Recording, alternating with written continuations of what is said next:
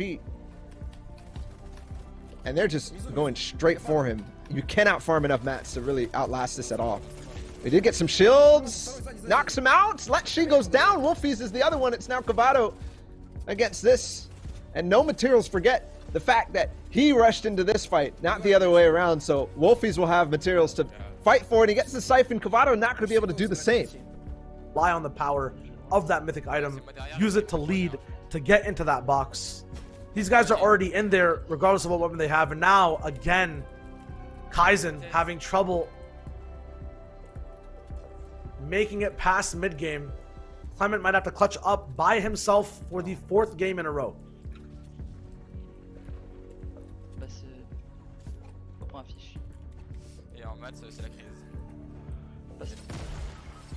Oh. We asked about nades. We shall receive. And so will Kaizen and Clement. That's actually huge for tags as well. Clement actually got his entire shield knocked down. And with Kaizen not getting any type of refresh, I feel like there's none left in his inventory. Nope, there's not. No chance for a flopper either. These guys are gone. That was a god nade and a half. They were on the move. So far. They set that up before those guys even got into zone, Milan and Tohai. 300 IQ nades. Because this is like one of those predictions. These guys are going to base here. Kids flying. Kids flying. Open up. 30. This might be a little bit of an overreach from Provoked. We got a double kill. I got. That's a solo. Go. Insta. And with this loot and ammo, Dynamo, remember would you call for a W? Maybe or something. Clearly no shields. Kids maybe using the. Yeah. I don't know. This is a playstyle thing. Yeah. I think this is Fucking viable, bring him. but not for too long. And He yeah, me. I'm hitting popper. this is why you don't necessarily take these. But Provoked and Tux are aggressive. And Yeah. they do get the pinch, and they did get the right read that this guy was a solo. But to start this fight with no pressure from range, it's Hunter. He's bad. Just fucking free fire. Get down to me and build around me. He's gonna jump down, bro. You gotta get him my boss quick. See, you said no shields to fight this. I think that's one of the reasons you really can't W key it, especially from that big of a range. But yeah. Tux is the one to He just claim it. Shit on me there. Might have just been a solo, so He good just call played actually. since he was I thought it was a duo that was flying in. And I think we can see this in our own, right? That this is a volatile finals as it goes off the screen.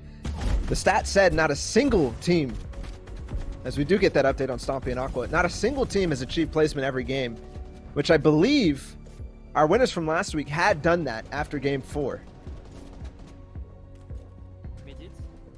You can call it fake basing, but placing off builds that Kinstar can just run to time and time again makes it very hard for enemies to also pinpoint what to pressure, how to stop the person catching up to the grappler player. You have to make a good base afterwards as well, not only for the portion of the storm you're in, so in this case it would be half and half, or the portion of the zone, my apologies, but a good place for your duo to be able to catch up to. Going too high up the mountain, if 4-0 was up there, might have not been possible for Kinstar to catch up, but a perfect mid-ground position, depending on where the zone goes, they'll be fine. And this is our preview into where the zone goes. Over towards the Lighthouse Islands.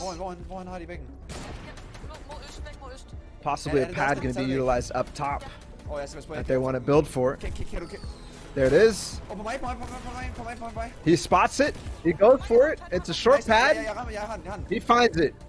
Marcus C in the hole. We go back, actually. I don't know if this is super relevant. We already know that these guys die, so if we could swap off of this, actually fun. Because we're approaching the end game, and we know what happens. These guys are done for. They get the 1 elimination.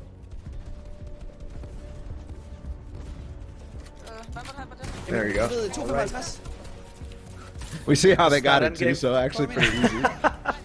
They do get back together, though, most importantly, after that launch pad. And the one thing that we're missing every game, now we'll actually get to see Tarp Sap, and we'll get to see Marcus's brain be used, explored. Flores has to play off of it. These guys sitting on very low mats. Edit down, not Marcus's plan. Has to play off of it. The edit back coming in. Possibly not the best call. Chaos. Gosh. Can't even see on his screen. It's Lecce actually that pulls through. And Wolfie's right behind him. Yeah, they're in the game. They've got the drum gun. They're possibly rising the leaderboard. A lot of you guys are waiting for it to happen. Instead of Cavado and Toos with the mythic minigun, or mythic drum gun, sorry, this time. An opportunity for Lecce and Wolfies to do what they do best, but also on the backside, 4ZR and Kinstar fighting for height. And this happens in EU every single time, but we see it time and time again. The grappler never actually wins. The RPG can always be there to stop it, and there's one in play. Multiple chop downs, now giving it up, going down for mid. I'm not sure why grappler players always fight time and time again for height with their builds. If they just bait the other players, then grapple back up, connect, redo it over and over again. Maybe the momentum sometimes is too fast. 4ZR now will have to split down, hopefully find where Kinstar is. They do get back together. Now they can use their mats together. Might have a few remaining. They saw us. The protection. 500 metal. Kinstar probably has a little bit of his own too, a base to still work with. They're starting to accrue these first placements. It's now time. He's gonna grapple way far ahead and continue on the split. Try to get and make sure that they have a spot claimed up ahead of zone so Kinstar can regroup as it goes around and up the side of the mountain. An opportunity. Some beams looking down too, misses everything with that gold AR. It's not going to work out. So the opportunity was there, but then all of a sudden somebody comes in and cleans up. And again, there's Kinstar up ahead of the mountain. The space has been claimed. Here's the more, but gets blocked by the side of that build, and now he gets beamed. He doesn't have the shield to actually work with. This is Kinstar. If they can get into zone and it bounces back, there's time to heal and time to work with. But they spot one ahead, a bad layer. And all of a sudden, it's actually good because the RPG knocks him down. They get to recover. Knocks him down. They don't get the refresh. It's a 2-for-1 for 4ZR, still surviving. Doesn't get the chance to actually pop off shields. Now has to move forward. Kinstar's above him. Not on the same layer. The grappler now done, but on the other side of the wall. It's 5th place total that they get to accrue. Enstar is going to be able to move out with the game. We'll have replay to see who actually wins that one out. But still, very good box-to-box performance from 4ZR. Just zone falling off the mountain. It's Stomping Aqua. There's one player still up on height. Looks like they have a minigun. Aqua goes down all the way on the low ground. Can he find this? Yes, no, it's not. They don't recover. It's Andalex and Nate who win the game. Remember off of Sweaty Sands, we talked about the possibility. We talked about how they took out Benji and Mongrel early on. And at the ends of the moments, we see it from the death cam. Stompy and Aqua 2nd place, Nate and Andalex. With the split, one on low ground, one on high grounds, they take outs and win that final game. We get to see the replays. Back again, Wakey and Snappy were in towards this end game, but we're just getting towards that top 15. This is where stuff gets real. We can see all the attempts of different duels, what they tried to do. I think Camo and Issa were on height before we switched over to mid ground. Now Maestro goes in, not planning to actually get hit by that launch pad. That launch was needed to get up this big mountain to a better position. He doesn't get that. Doesn't allow it to happen. There's the Elam we saw live. Lecce onto Marcus. Now Wakey following through with Snappy getting split off by an RPG. Unfortunate, but they find each other again and the edit in to get through to meet up. Given over to Stompy, and their game gets taken out when they just tried to play together. Now, still moving forward, another duo. Goose. Haven't seen too much from these guys. Loot falling down to them, but so are bodies. It's Camo, who was playing height before, got pushed down. Issa not going to be able to play with him, but that's an occurrence we see time and time again. This is where he needs to just pop off, go crazy off of the size of zone, get as many shots as possible in, try to get as many Elam points, hopefully stay alive for placement. Man, and this is crazy. This is where we're actually watching Kinstar try to get into zone right above him, or right underneath him. He might actually be part of this entire thing. He does go down in 7th place, and this is where the onslaught started from Stompy and Aqua. They were on height, and they lost it against Andalex and Nate. How did they overcome this mountain of Stompy and Aqua? The game ended in such quick fashion from here. Where are they? Nice shots. That's actually Ensar who took out 4ZR.